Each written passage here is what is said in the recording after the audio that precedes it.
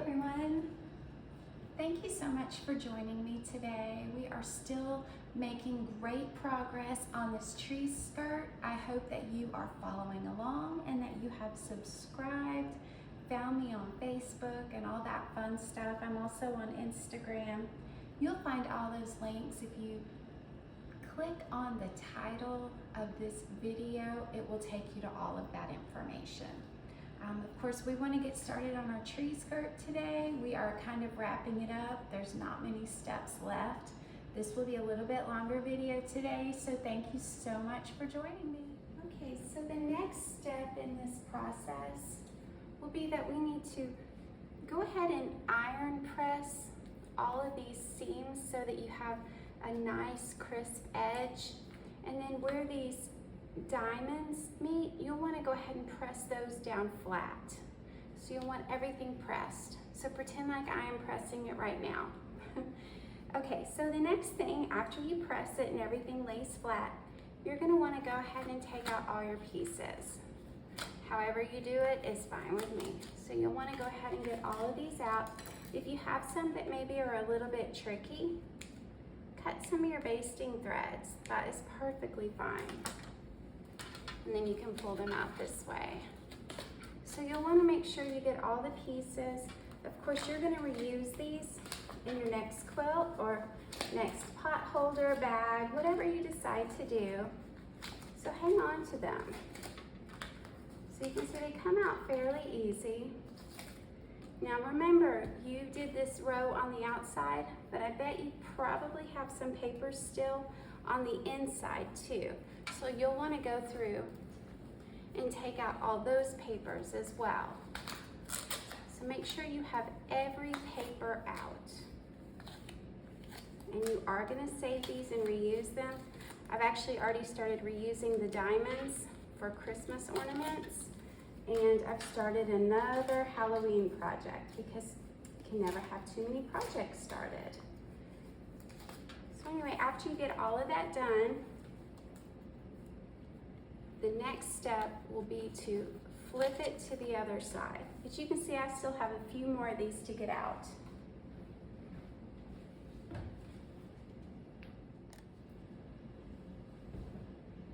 Now, since this is a green and white quilt, one thing I'm going to do is anywhere these green tails hang over the seam allowance of the white piece, I'm just going to trim that tail, only because that will keep the green from showing through. So you can see I have a tail here. Never cut it less than 1/4 of an inch. I know I usually use about 3/8 of an inch for my seam allowance, so cutting it down to 1/4 of an inch is not a problem. Just be careful that when you're doing this, that you don't accidentally cut your quilt. But you can go all the way around and do that.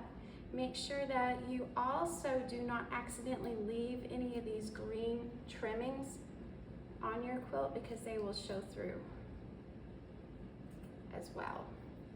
So go ahead and get trimming. You guys know I don't usually trim these, but for this green and white, I don't want it to show through.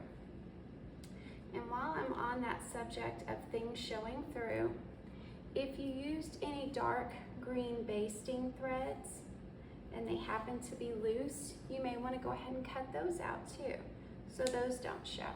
So I'm going to spend some time and I'm going to clean this up a little bit. I'm also going to go around these edges and just trim those down to 1/4 of an inch as well, but not less than that, because it'll make it a little bit easier for us to turn this piece. Let's talk a second about batting. Batting does come in different colors. This one is a natural and this is a bleached. Because we're using white, I am going to use bleached batting. But you can use any brand that you like. So I'm going to keep cutting. You guys keep cutting. Okay, so I think I've gotten everything trimmed. All the papers are out. It's been pressed. Next thing we're going to do is we are going to take this extra piece that we sewed onto the edge, and we're actually going to turn it under. And we're going to try to make all of our points come out. So you can see I'm just turning that under. And it's going to take a little bit of work to get the whole thing turned. So after you get all of this turned, you're going to come here to this opening and turn it as well. And if you have any extra papers in there, this is probably when you're going to find them, which is better than when you're trying to quilt it. You guys see what we're doing there? So we've got it almost all turned. Now I still have my chopsticks out that I used earlier to pull the papers out. And let me show you what they're good for. These are really good to go in and just kind of smooth out those points. So it will help you along just a little bit. So you can see you're getting your points. Now work on that because you want these to look really, really good. I really hope you guys are enjoying this process. I really can't wait for you to post your finished products on my Facebook page. I've been enjoying seeing what has been posted so far. And I know some people are using different colors, and I think that is awesome because remember, these are just ideas for you to go with. It's not a rule. Okay, so I'm going to work on this and get these all turned for you. Okay, so you can see I've now turned everything. I've poked the corners out. I may go back and work on that a little bit more, I'm not sure. It is just a Christmas tree skirt. One thing I did is I went ahead and put my white backing down. I think this is bleached muslin. I really don't remember what I bought. It was so long ago. Here's my bleached white batting, and I've layered that on top. And I did go ahead and tape my white fabric to the table just to keep it in place. Then I'm going to lay this out. I'm gonna make sure these little points stay under. Oh, and I don't know if I told you, between turning these under, I did press them again because I wanted them to have nice sharp edges. So what we're gonna do is we're gonna smooth this out as good as we can get it. We want it to keep the original shape. Okay, so you can see, oh, it looks so good. I'm so excited. Okay, so now what we're doing is you wanna make sure that your fabric is past the edge of the tree skirt. So let me move this over a little bit, because even though you are going to tuck it under, you still want a little bit of wiggle room. So I'm going to mess around with that just a little bit until I feel like, yeah, I'm okay with this now. So it hangs over a little bit there, it's a little bit there, here, and I know it's good on the other end. And it looks like I maybe need to press this one more time. It got a little wrinkled, but you can see how good that looks.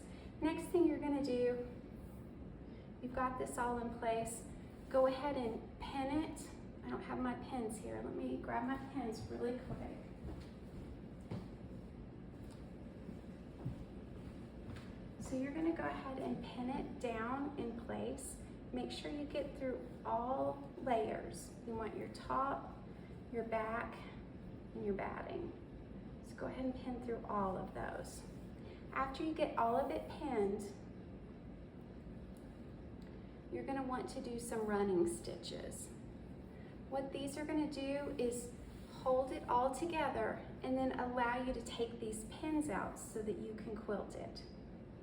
And I like to use a thread that is a different color from my quilt.